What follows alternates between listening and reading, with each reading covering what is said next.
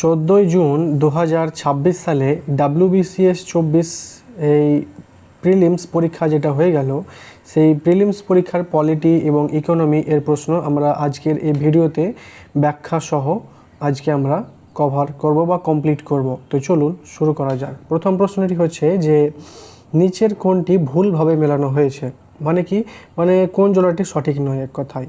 তাহলে অপশান এটা সঠিক উত্তর হবে যে অর্থ কমিশন অনুচ্ছেদ 324 এটা ভুলভাবে মেলানো হয়েছে, বাকি সবগুলো ঠিক আছে।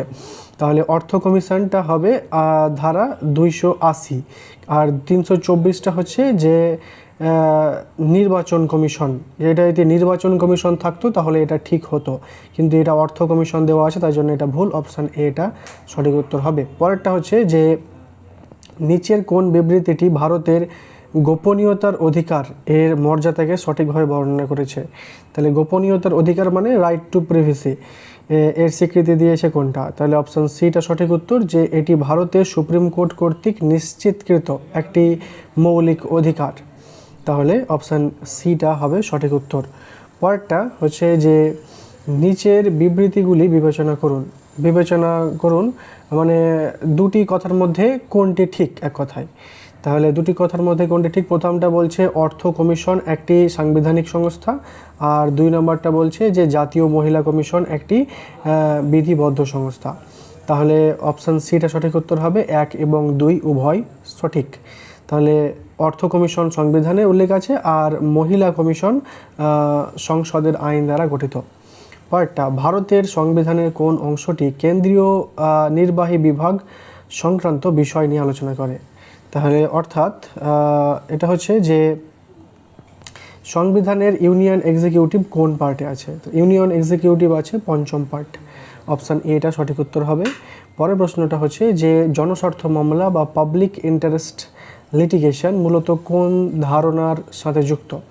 তাহলে পিল যেটা, তো এটা হবে অপশান বিটা সঠিক উত্তর, বিচার বিভাগীয় সক্রিয়তা, এটা অপশান বিটা সঠিক উত্তর। পরের প্রশ্ন যে কোন সংশোধনীর মাধ্যমে জরুরি অবস্থা ঘোষণার জন্য মন্ত্রিসভায় লিখিত পরামর্শ গ্রহণ বাধ্যতামূলক করা হয়েছে। সহজ কথায় যে এমার্জেন্সির জন্য ক্যাবিনেটের লিখিত অনুমতি কে করে, এটার অপশানটা হবে ডিটা সঠিক উত্তর, যে 44তম সংশোধনীতে মন্ত্রিসভার লিখিত নোটিশ রাষ্ট্রপতি সই করেন এটা। পরের প্রশ্নটা হচ্ছে যে ভারতের সংবিধানের কোন অনুচ্ছেদটি অস্পৃশ্যতা বিলোপ করে। তাহলে অস্পৃশ্যতা বিলোপ করে অপশান এ অনুচ্ছেদ 17 এটা সঠিক উত্তর হবে। পরেরটা হচ্ছে কোন অনুচ্ছেদটি সেই সব ব্যক্তির বিষয় নিয়ে আলোচনা করে যারা স্বেচ্ছায় বিদেশি নাগরিকত্ব নেন বা গ্রহণ করেন, মানে হচ্ছে অন্য দেশের নাগরিক হলে ভারতের নাগরিকত্ব বাতিল, এটি কোন ধারায় বলা হয়েছে। তাহলে এটা হচ্ছে অপশান সি সঠিক উত্তর, অনুচ্ছেদ 9 বলা হয়েছে। পরের প্রশ্নটা হচ্ছে যে এমার্জেন্সিতেও কোনো অধিকারগুলি কেড়ে নেওয়া যায় না। এমার্জেন্সিতেও আর্টিকেল যে অনুচ্ছেদ 20 এবং 21 এটা কেড়ে নেওয়া যায় না। অপশান সিটা সঠিক উত্তর। পরের প্রশ্নটা হচ্ছে যে ন্যাবার্ড কোন কাজটি করে না। ন্যাবার্ডটি হচ্ছে যে শিল্প ঋণের শীর্ষ আর্থিক প্রতিষ্ঠান, এটা করে না। অপশান ডিটা সঠিক উত্তর হবে। পরেরটা হচ্ছে যে ভেহিক্যাল কারেন্সি বা বিশ্ব বাণিজ্যের প্রধান মুদ্রা কোনটি। ভেহিক্যাল কারেন্সি বলা হয় বা বিশ্ব বাণিজ্য করার ক্ষেত্রে কোন মুদ্রাটি ব্যবহার করা হয়। তাহলে অপশান ডিটা সঠিক উত্তর, যে এগুলোর মধ্যে কোনোটি নয়। তাহলে মার্কিন ডলার ব্যবহার করা হয়ে থাকে। পরেরটা হচ্ছে যে মোট অভ্যন্তরীণ উৎপাদন এবং নিট অভ্যন্তরীণ উৎপাদনের পার্থক্যটা কি, মানে জিডিপি এবং এনডিপির মধ্যে পার্থক্যটা কি। এটা হবে ডিপ্রিসিয়েশন। অপশান সিটা সঠিক উত্তর। জিডিপি মানে পুরো যে ইনকাম সেটা, তার মধ্যে যে ক্ষয়ক্ষতি সেটা বাদ দিলে পারে, যেটা থাকলো সেটা বাদ দিলেই পড়ে যাবে ডিপ্রিসিয়েশনটা, ক্ষয়ক্ষতিটা বাদ দিলেই। পরেরটা হচ্ছে যে নিচের কোনটি অসংগঠিত ক্ষেত্রে একটি সমস্যা বা আনঅর্গানাইজড সেক্টর এর কোনটি সমস্যা নয়। তাহলে উচ্চ করভার এটা সমস্যা নয়। অসংগঠিত ক্ষেত্র যেমন দিনমজুর, আয় এতটাই কম থাকে যে উচ্চ করভার কোনো প্রশ্নই ওঠে না। তাদের মধ্যে যে হাই ট্যাক্স পেমেন্ট করতে হবে তাদেরকে, তার কোনো প্রশ্নই ওঠে না সেক্ষেত্রে। পার্টটা হচ্ছে নিচের কোনটি বিমান সম্পদের ক্ষতির সাথে সম্পর্কিত। তাহলে এটা হবে যে সম্পত্তি বা জিনিসের ক্ষতির জন্য কোন বীমা করা হয়, সম্পত্তি বা কোনো জিনিসের ক্ষয়ক্ষতির জন্য কোন ইন্স্যুরেন্সটা করা হয়, এটা হবে সাধারণ বীমা বা general insurance. Option beta right answer. পার্টটা হচ্ছে যে HDI বা হিউম্যান ডেভেলপমেন্ট ইন্ডেক্স মাপে কোন জিনিসটা লাগে না, এটা হচ্ছে মূল্য সূচক।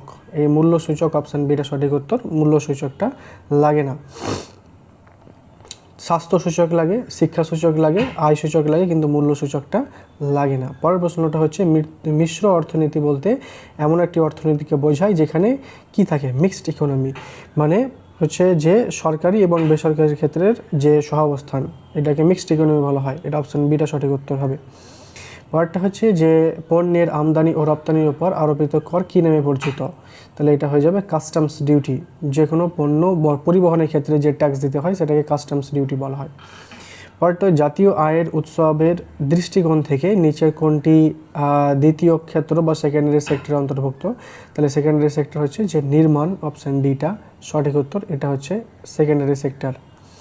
পরেরটা হচ্ছে যে ভারতের কোন সময়কালটি পরিকল্পনার বিরতি বা প্ল্যান হলিডে নামে পরিচিত, তাহলে এটা হয়ে যাবে 1966 থেকে 69 সাল পর্যন্ত। এই সালটা এটা প্ল্যান হলিডে নামে পরিচিত। পরেরটা হচ্ছে নিচের কোনটি ভারতের মুদ্রাস্ফীতি রোধকারী ব্যবস্থা নয়, তাহলে ইনফ্লেশন বা দাম কমানোর জন্য কোনটি করা ঠিক নয়, তাহলে এটা হচ্ছে অর্থের সরবরাহ বৃদ্ধি করে দেওয়া, মানে বেশি বেশি বাজারে টাকা প্রচলন করে দিলে পারে সেখানে আর ইনফ্লেশনটা নিয়ন্ত্রণ করা যায় না। পরেরটা হচ্ছে যে কোন দেশ নির্ভরশীলতার অনুপাত বা ডিপেন্ডেন্সি রেশিও বলতে কী বোঝায়, তাহলে কর্মক্ষেত্র নয় এমন জনসংখ্যার সাথে কর্মক্ষম জনসংখ্যার অনুপাত যেটা, সেটাকে বোঝানো হয় ডিপেন্ডেন্সি রেশিও। পরেরটা হচ্ছে যে নিচের কোনটি ভারতের সানরাইজ সেক্টর বা উদীয়মান শিল্প ক্ষেত্র নয়, তাহলে এটা হবে বস্ত্র শিল্প, অপশান বিটা সঠিক উত্তর। পরেরটা হচ্ছে যে পণ্য ও সেবার সাধারণ মূল্যস্তরে ক্রমাগত যে পতন কী নামে পরিচিত, এটা হবে ডিফ্লেশন, অপশান এটা রাইট অ্যান্সার।